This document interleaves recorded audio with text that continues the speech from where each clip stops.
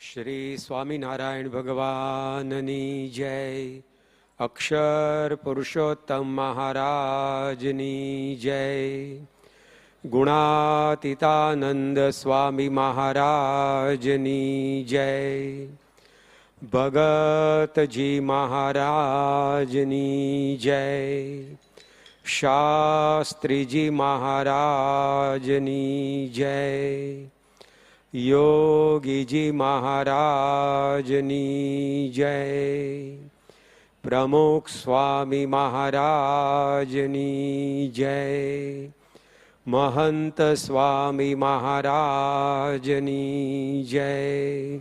तारीख 10 नवेम्बर 1986 ના રોજ પરમ પૂજ્ય પ્રમુખ સ્વામી મહારાજ ગોંડલની અંદર હતા।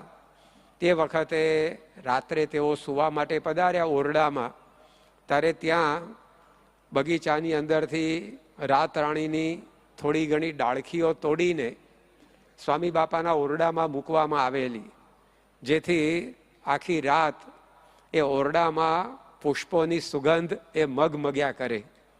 પરંતુ પ્રમુખ સ્વામી મહારાજે આ ડાળખીઓ જોઈ અને તરત ટકોર કરેલી કે આ રીતે જો રોજે રોજ ડાળખા કાપી લાવશો તો પછી પેલા છોડનું શું થશે। તો સ્વામીશ્રીએ પોતે આ રીતે નાહકના ડાળખા કાપવાની નામરજી બતાવી, કારણ કે એમની પ્રકૃતિ બને એટલું પર્યાવરણનું જતન થાય એ પ્રકારની હતી। તારીખ 11 ફેબ્રુઆરી 2003ના દિવસે સ્વામી બાપા દિલ્હીના અક્ષરધામમાં નૌકા વિહારનો જે પ્રદર્શન ખંડ છે એનું અવલોકન કરીને સહજાનંદ પ્રદર્શન ખંડ બાજુ જઈ રહેલા, અને એ વખતે રસ્તાની અંદર બે જાંબુના નાના ઝાડ આવ્યા, જે ઝાડ નીચે પરમ પૂજ્ય પ્રમુખ સ્વામી મહારાજ પહેલી વાર જ્યારે અક્ષરધામની ભૂમિ પર પધાર્યા ત્યારે બિરાજેલા, અને ત્યાં વિવિધ સંકલ્પો સાથે એમણે ધૂન પણ કરેલી।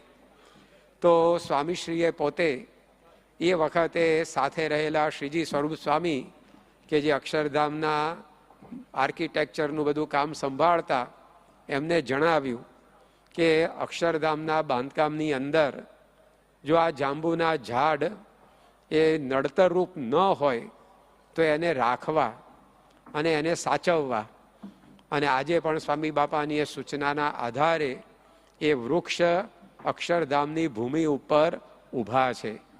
તો બને ત્યાં સુધી પર્યાવરણનું જતન શક્ય એટલું વિશેષ કરવું એ પ્રમુખ સ્વામી મહારાજની એ પ્રકૃતિ હતી। સ્વામી બાપાએ તારીખ 27 એપ્રિલ 1989ના રોજ જણાવેલું ભાદરાની અંદર કે વૃક્ષો એ ભગવાનની વિભૂતિ છે, અને વૃક્ષો છે એનું સંતાનની જેમ જતન કરવું। તો આ પ્રકારે પ્રમુખ સ્વામી મહારાજની પ્રકૃતિ હતી પર્યાવરણનું જતન અને સંવર્ધન કરવાનું।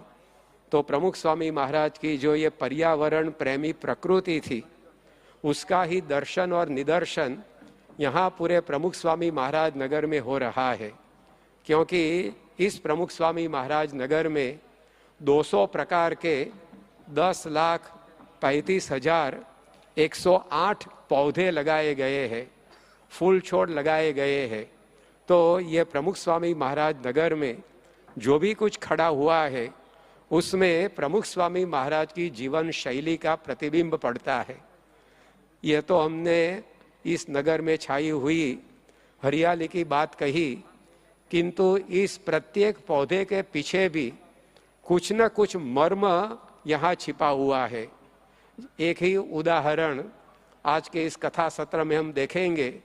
तो यहाँ प्रमुख स्वामी महाराज नगर में जो अक्षरधाम बनाया गया है, उस अक्षरधाम के पास में राजकमल नाम के कमल पत्र सरोवर में रखे गए हैं, और ये राजकमल का बोटानिकल नेम वनस्पति शास्त्र की दृष्टि से कहे तो उसको विक्टोरिया एमेजोनिका कहा जाता है।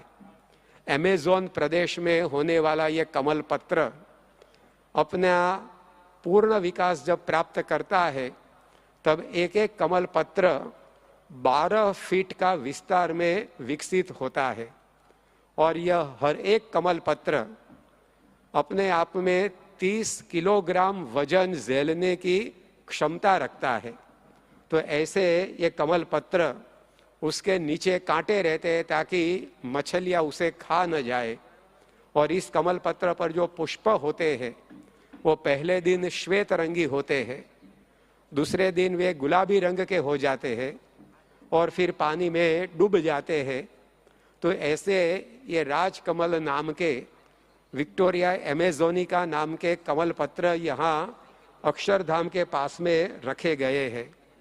यह कमल पत्र कोई शोपीस के रूप में यहाँ नहीं रखे गए हैं, दर्शनार्थियों को आकृष्ट करने के लिए नहीं रखे गए हैं, किंतु ये जो कमल पत्र है वो जिनका यह शताब्दी महोत्सव मनाया जा रहा है वो प्रमुख स्वामी महाराज की जीवन शैली जो जल कमलवत थी उसका निदर्शन कर रहे हैं। श्रीमद् भगवद गीता के 5वें अध्याय के 10वें श्लोक में जैसे कहा गया है कि ब्रह्मण्याधाय कर्माणि संगम त्यक्त्वा करोति यह न लिप्यते स पापेन पद्म पत्रम इवाम्भसा। जैसे कमल का पत्र पानी में रहता है किंतु पानी का कोई प्रभाव उस पर नहीं पड़ता है, इसी प्रकार परम पूज्य प्रमुख स्वामी महाराज इस संसार सरोवर में रहे थे, किंतु सरोवर में रहने वाले कमल पत्र की तरह इस संसार से बिल्कुल निर्लेप थे, निर्विकार थे। तो प्रमुख स्वामी महाराज की जो निर्लेप प्रकृति, निर्विकारी जीवन शैली, उसका प्रतीक यहाँ प्रमुख स्वामी महाराज नगर में बनाए गए सरोवर में रखे हुए कमल पत्र के द्वारा किया गया है।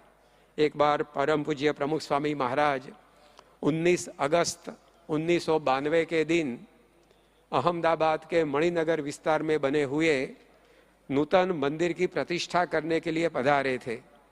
प्रतिष्ठा का कार्य संपन्न करके स्वामी जी डॉक्टर मनसुख भाई नाम के एक हरिभक्त के घर भोजन करने के लिए जाने वाले थे, किंतु उनको विचार आया कि इस मणिनगर विस्तार में आज तो मंदिर हुआ है, किंतु मंदिर होने से पूर्व यहाँ सरदार वल्लभ भाई पटेल के भतीजे शंभू भाई, उनके घर पे हमारी साप्ताहिक सभा होती थी।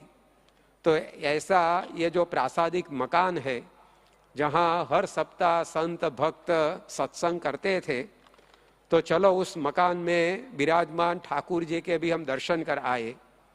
किंतु स्वामी जी ऐसा सोचकर वहाँ जाने के लिए निकले, परंतु ये जो मकान था उसके प्रांगण में वहाँ अनेक भक्त लोग बैठे थे, उसमें पुरुष महिला साथ में एकत्रित हुए थे। तो भगवान स्वामीनारायण ने दी हुई साधु की मर्यादा का वहाँ पालन हो सके ऐसा मुमकिन नहीं लगा, इसलिए स्वामी जी उस मकान में नहीं जा सके।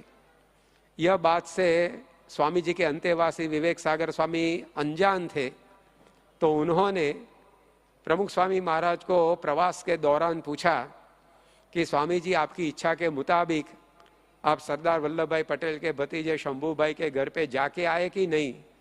तब स्वामी जी ने कहा कि जाने का मन तो था किंतु वहां जा नहीं सके, सिर्फ दूर से दृष्टि कर सके उस मकान के ऊपर। तब साथ में जो गाड़ी चालक था नवयुवान, उसने स्वामी जी को कहा कि स्वामी जी आप यदि उस मकान में गए होते तो आपको क्या होने वाला था, क्योंकि आपको तो कुछ बाद आने वाला नहीं था, आपने मर्यादा के कारण वहां जाने का टाल दिया, किंतु आप यदि गए होते तो भी आपकी तो ऐसी उच्च आध्यात्मिक स्थिति है तो आपको तो माया कुछ बाध नहीं कर सकती है, आप पर कुछ प्रभाव नहीं छोड़ सकती है, आप गए होते तो अच्छा होता। ऐसा सुनकर प्रमुख स्वामी महाराज बोले कि तुमने कहा वो ठीक है कि हमें कोई बाध आने वाला नहीं है, किंतु जैसे भगवान स्वामीनारायण ने आज्ञा दी है उसके अनुसार ही हमें रहना चाहिए, बाकी हमें कुछ बाध करे ऐसा इस दुनिया में कुछ भी नहीं है। तो देखो ये स्वामी जी की निर्लेप और निर्विकारी स्थिति थी। जैसे कमल पत्र पानी में रहे फिर भी उसको पानी भिगा नहीं सकता है, उसी प्रकार स्वामी जी संसार में रहे थे किंतु संसार के दुनियावी पदार्थ, व्यक्ति, स्थान कुछ भी उनको बांध नहीं सकता था, ऐसी उनकी निर्विकारी स्थिति थी। दिनांक 5 सितंबर 1984 के दिन परम पूज्य प्रमुख स्वामी महाराज जब सभा में पधारे, तब कथाकार जो संत थे वो कथा में ऐसा बोल रहे थे कि परम पूज्य प्रमुख स्वामी महाराज देश विदेश में घूमते हैं, फिर भी जैसे है वैसे ही वैसे रहे हैं। कथाकार के कहने का भावार्थ था कि दुनिया में स्वामी जी कई जगह पर गए, लेकिन किसी भी जगह का प्रभाव उन पर नहीं पड़ता है, यह कहने का तात्पर्य था। तो उस भावार्थ में कथाकार बोले थे कि स्वामी जी देश विदेश में घूमते हैं, लेकिन जैसे वे हैं वैसे के वैसे ही रहते हैं। यह सुनकर जो सोपान पंक्ति थी मंच की, उस पर चढ़ रहे प्रमुख स्वामी महाराज भी बोले कि सही कहा, हम जैसे हैं वैसे की वैसे ही रहे हैं, यानी कि कोई प्रभाव दुनिया का उन पर नहीं पड़ा था। यह बात की साक्षी डेमियन स्मिथ नाम के एक अमेरिकन अधिकारी, उन्होंने दिल्ली में बताई थी। यह जो अधिकारी थे वो अमेरिकन एम्बेसी में उच्च पद पर फर्ज निभा रहे थे, और जब प्रमुख स्वामी महाराज को यह डेमियन स्मिथ मिले तब उन्होंने कहा कि मैं जानता हूं कि जब भी कोई व्यक्ति अनेक देशों में घूमती है तब उसमें बदलाव आने लगता है, परंतु मुझे अनुभव यह हुआ है कि प्रमुख स्वामी महाराज में बिल्कुल बदलाव नहीं आया है। कोई भी देश उनको बदल नहीं सका है और उन पर अपना प्रभाव नहीं छोड़ सका है। मुझे ऐसा अनुभव हो रहा है कि प्रमुख स्वामी महाराज अपने आप में जैसे थे वैसे की वैसे ही रहे हैं। विश्व भर के 50 से अधिक देशों में घूमने के बावजूद, विश्व भर में 17,000 से अधिक गांवों और शहरों में जाने के बाद भी, और विश्व भर के 2.5 लाख से अधिक घरों में पधरावनी करने के बाद भी, और विश्व के मानधाताओं को मिलने के बाद भी कोई व्यक्ति, कोई स्थान, कोई प्रवृत्ति प्रमुख स्वामी महाराज पर अपना प्रभाव डाल नहीं सकी थी। ऐसी उनकी निर्लेप और निर्विकार स्थिति थी। उसके प्रतीक के रूप में यहाँ प्रमुख स्वामी महाराज नगर में यह कमल पत्र की शोभा सरोवर में बनाई गई है। दिनांक 21 जुलाई 1997 के दिन परम पूज्य प्रमुख स्वामी महाराज बोचासण में थे, और उन्होंने जब अपना भोजन समाप्त किया तब एक संत हुअर मशीन लेकर जो कारपेट बिछाई गई थी उसको साफ करने के लिए आए। तो यंत्र से हो रही यह साफ सुफी स्वामी जी देख रहे थे। यह देखकर एक संत ने स्वामी जी से पूछा कि स्वामी जी आप क्या विचार करते हैं यह देखते देखते। तब प्रमुख स्वामी महाराज ने कहा कि पुराने जमाने में शास्त्री जी महाराज के समय में जब भोजन समाप्त होता था तो नीचे गोबर से ही फ्लोरिंग होता था, तो उस पर सांप्रदायिक परिभाषा में जिसे हम चौका करना, साफ सुफी करना बोलते हैं, वैसा होता था। लेकिन फिर ये गोबर से बनाई हुई फर्श की जगह पर टाइल्स लगाने का समय आया तो उस पर कपड़े से साफ सुफी होती थी, लेकिन अब टाइल्स पर भी ये कारपेट बिछाई जाती है। तो यह अब यंत्र के द्वारा, हुअर मशीन के द्वारा ये साफ सुफी हो रही है। तब कोई ने कहा कि स्वामी आपको पुरानी आंखों से बहुत कुछ नया नया देखने को मिल रहा होगा। तब स्वामी जी ने कहा कि हाँ, बहुत कुछ नया नया देखते आए हैं। बहुत ही जबरदस्त फिर फर्क पड़ा रहा है। स्वामी जी ने फेरफार, ऐसा उनका प्रासादिक शब्द वह बोला। स्वामी जी ने कहा कि जबरदस्त फेरफार यानी कि फर्क हमने देखे, परंतु स्वामी जी अंत में बोले कि देखा बहुत कुछ, सुना बहुत कुछ, लेकिन जीव में कुछ भी नहीं गया है। तो यह प्रमुख स्वामी महाराज की स्थिति थी कि उन्होंने देखा बहुत, सुना बहुत, किंतु उनके भीतर में वे संपूर्ण अलिप्त रहे थे, वे निर्लेप और निर्विकारी रहे थे। तो ऐसी उनकी जल कमलवत स्थिति इस संसार में थी। 1988 के वर्ष में परम पूज्य स्वामी जी विश्व प्रवास पर निकल रहे थे, तो उसके पूर्व वे सारंगपुर पधारे थे और वहाँ 21 मार्च के दिन जब स्वामी जी भोजन कर रहे थे, तब एक संत ने उनसे पूछा कि स्वामी जी, दुनिया में तो कोई परदेश जाने वाला हो तो वो दिनों की गिनती करता रहता है कि अब इतने दिन बाकी रहे, इतने दिन बाकी रहे, काउंट डाउन करता है। तो आप परदेश यात्रा पे जाने वाले हैं, तो आप कुछ क्या दिन की गिनती करते हैं? तब स्वामी जी ने कहा कि नहीं, ऐसी कोई गिनती हम नहीं करते हैं, और ये आने जाने की बात तो लौकिक बात है। तब संतों ने कहा कि हम लौकिक रीत से ही आपसे पूछते हैं।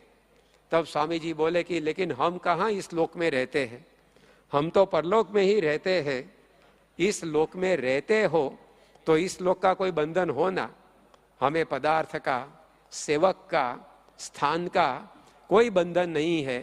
यदि आप भी इस तरह से रहो तो आप भी परलोक में ही रहते हो। तो यह स्वामी जी ने अपनी स्थिति का बयान सहज भाव से अपने मुख से कहा कि उनको कोई स्थान, कोई व्यक्ति, कोई पदार्थ, उसका बंधन ही नहीं था। वे संसार सरोवर में रहते थे, लेकिन जैसे सरोवर में पद्म पत्रम इवाम भसा, पद्म पत्र की तरह उनकी निर्विकारी स्थिति सदा के लिए बनी रही थी।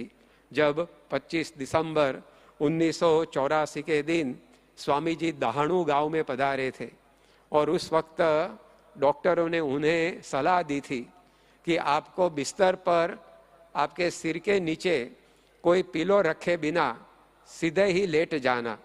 तो जब स्वामी जी इस दिन पहली बार अपने सिर के नीचे बिना पिलो सोने के लिए तैयार हुए, तब उनकी सेवा में कृष्ण वल्लभ स्वामी थे। उन्होंने पूछा कि स्वामी, अब तक तो आप अपने मस्तक के नीचे, सिर के नीचे इस प्रकार से ये पिलो रखते आए हो, तो आज आपको उसके बिना नींद आएगी या नहीं? तब स्वामी जी ने कहा कि मुझे किसी भी प्रकार की आदत पड़ी नहीं है, पहले से ही किसी भी प्रकार का बंधन नहीं है। एक बार हमने त्याग करने का विचार किया तो वह तुरंत त्याग हो जाता है।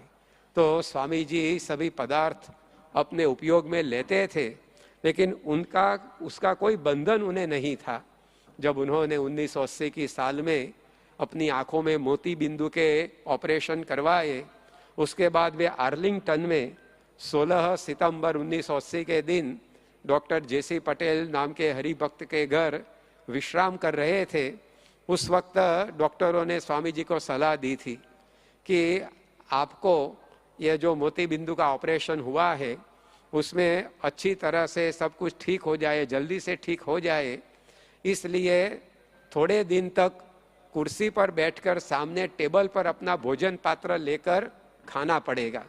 स्वामी जी की उस जमाने में पद्धति यही थी कि वे जमीन पर बैठकर ही इस प्रकार से सुखासन में भोजन लेते थे, लेकिन यह शस्त्रक्रिया हुई थी, उसके कारण डॉक्टरों ने उन्हें यह सलाह दी कि आपको कुर्सी पर बैठकर टेबल पर भोजन पात्र रखकर कुर्सी टेबल पर इस प्रकार से भोजन लेना।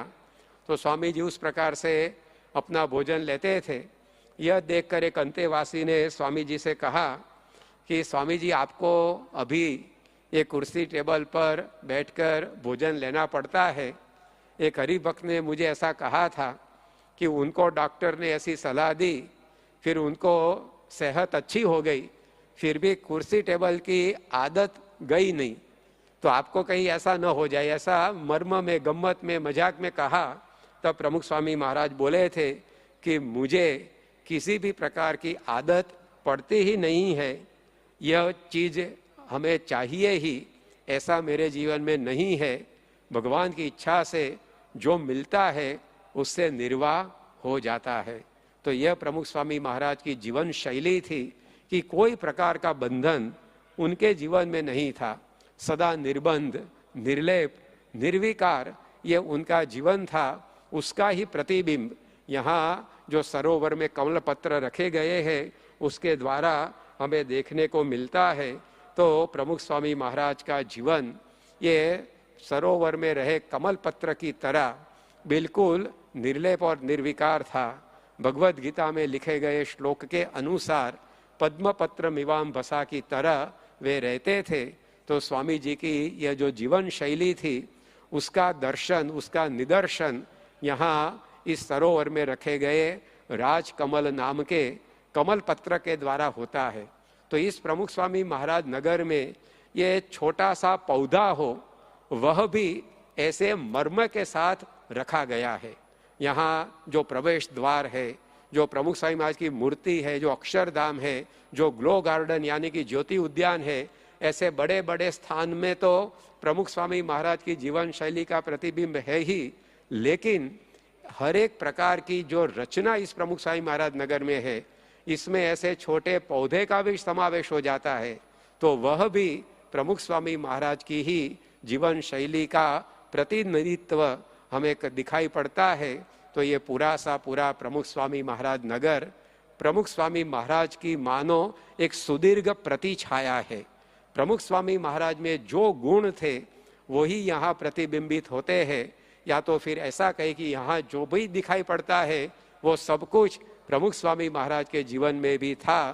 तो ऐसा इस सृष्टि का अभिनव तीर्थ ये प्रमुख स्वामी महाराज नगर है। उसमें जब हम आए हैं तो इस प्रकार से हमें भी प्रमुख स्वामी महाराज की जीवन शैली का उसमें से दर्शन मिलता है। उनके चरणों में हम भी यही प्रार्थना करें कि उनकी जैसी निर्लेप, निर्बंध और निर्विकार स्थिति थी वैसी हमारी भी बने। हम चाहे संसार की जिम्मेदारी निभाए, किंतु संसार के विषयों से, दूषणों से सदा अलिप्त रह सके, ऐसी हमारी भी जीवन शैली बने। यही उनके चरणों में प्रार्थना। श्री स्वामी नारायण भगवान की जय।